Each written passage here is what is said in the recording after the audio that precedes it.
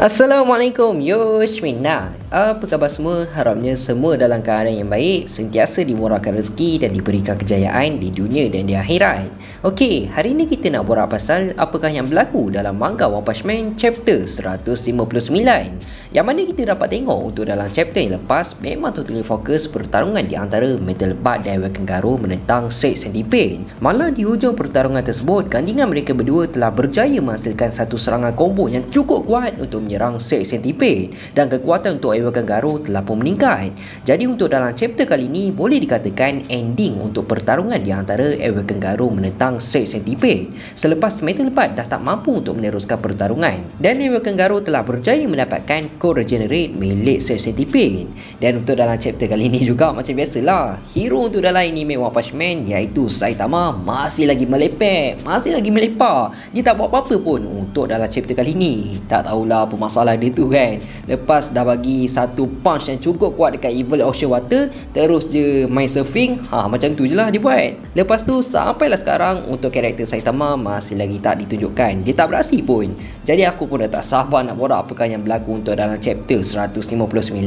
Tanpa melengahkan masa, jom kita start sekarang.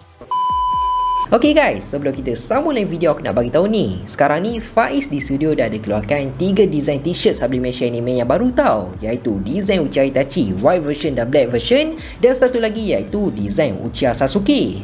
Design kali ni kami keluarkan memang khas untuk peminat Uchiha Brothers. Dari segi kualiti baju korang jangan risau lah tau, kita orang memang bagi yang terbaik. Kita orang gunakan material microfiber interlock sublimation, memang cukup selesa dan tak panas langsung. Kalau korang nak pakai untuk bersukan pun tak ada masalah, dan printing dia memang tak akan tanggal. Aku jamin memang 100% tak akan tanggal tau. Untuk dari segi design pula, korang boleh tengok sendirilah. Bagi aku, design Itachi yang white version punya memang favourite gila untuk aku. Ketiga-tiga design baju ni ready stock tau. Ada size S sampailah size 4XL. Dan apa yang lagi menarik, kalau korang buat pembelian, korang akan dapat free gift pelbagai barang anime. Jadi kalau korang berminat nak dapatkan baju Uchiha Brothers daripada Faiz di studio, korang boleh je terus order dekat Shopee Faiz di studio ataupun WhatsApp je nombor dekat bawah ni. okey. Semua link aku dah ada letak dalam description. Siapa cepat dia dapat. Okey, dah settle, jom kita sambung lain video balik. Chapter 159 yang bertajuk Blessing ataupun bermaksud keberkatan. Lebih kurang macam tu lah masuk untuk dalam chapter kali ni. Dan dekat dalam cover page chapter kali ni ada gambar Saitama dan ada ayat There, standing in turbulent wave, the strongest. Chapter 159 bermula dengan kelihatan Amai Mas masih lagi hidup walaupun badan dia telah pun terbelah disebabkan Furagli dalam chapter 141. Aku recap sikit apa yang telah berlaku untuk dalam chapter 141. Amai Mas waktu tu memang kena teruk gila lah. Badan dia kena tarik sampai kan badan dia terbelah, dan pada awalnya kita ingat Amai Mas telah pun mati. Tapi rupanya untuk dalam chapter 159 dah terbukti Amai Mas masih lagi hidup.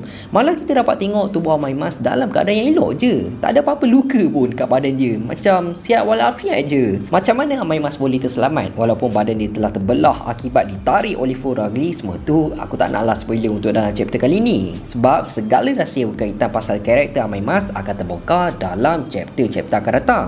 So korang kena stay tune je, okey? Jadi dekat kawasan Amai Mas berada tu ada seseorang lelaki yang bertubuh kurus tau. Dan Amai Mas pun tanyalah dekat orang tu, apa yang kau buat dekat kawasan macam ni? Sebab dekat kawasan tu kan sedang berlangsungnya pertarungan yang cukup sengit di antara tim hero menentang Monster Association. Memang tak ada manusia biasa pun dekat kawasan situ. Lepas tu orang tu pun tanya juga benda yang sama dekat Amai Mas, apa yang dia buat dekat sini?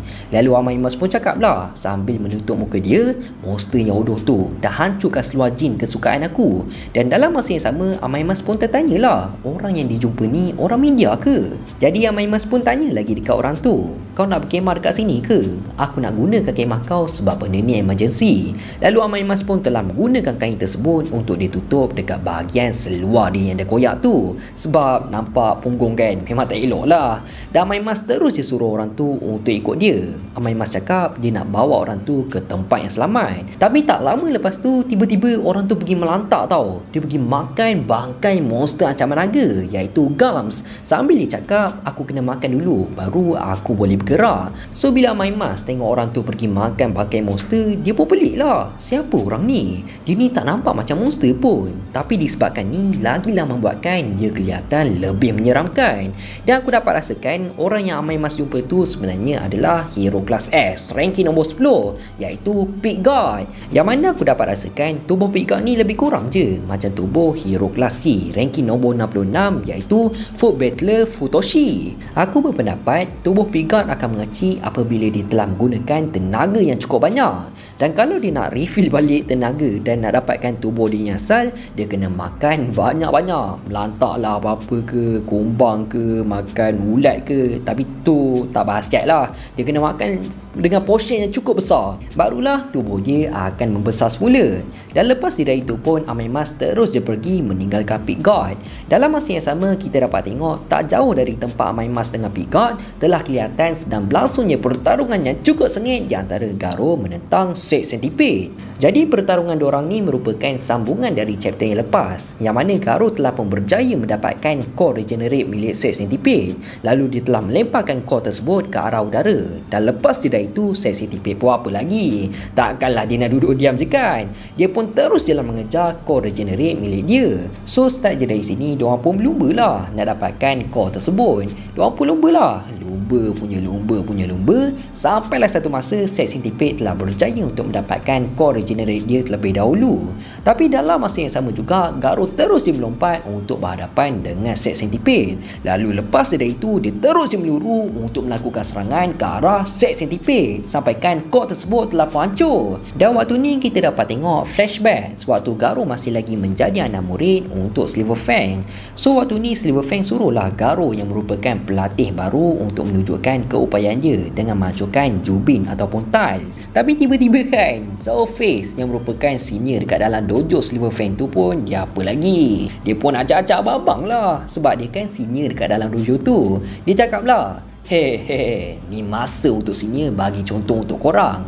Tapi last-last habuk pun tak ada. Cakap besar tak guna kan. Dia tak boleh pun nak hancurkan test tu walaupun satu sekali pun. Sampaikan bengkak tangan dia pukul benda tu. Dan secara tiba-tiba telah berlakunya seakan satu letupan yang cukup kuat disebabkan Garo dengan mudah je telah menghancurkan kesemua test yang telah diletakkan oleh Silver Fang. Malah apa yang lagi menarik, Garo telah tambahkan lagi jumlah Jubin tu, aku boleh cakap dalam 5 kali ganda lagi banyak dari apa yang telah dipukul oleh Soulface. Cumanya bukanlah semua tau Jubin yang telah dipukul oleh Garo tu telah pun hancur. Tapi ada satu je lagi yang Garo gagal untuk hancurkan. Dan benda tu memang mengejutkan semua orang yang berada dekat sana lah. Sebab yelah dia newcomer kot, tiba-tiba dah berjaya untuk melakukan benda yang senior pun tak boleh nak buat. Gila betul Garo ni waktu awal dulu. Jadi kita berbalik semula dekat situasi pertarungan. Serangan yang telah dilakukan oleh Garo telah berjaya membelah tubuh Sex Centipede dari kepala sampailah ke penghujung. Sambil tu Garo cakap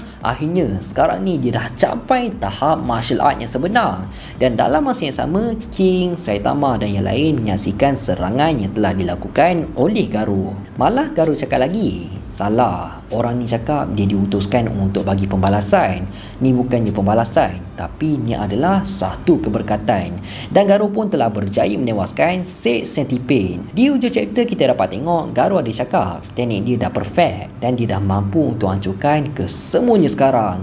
Dan chapter 159 pun habis macam tu je.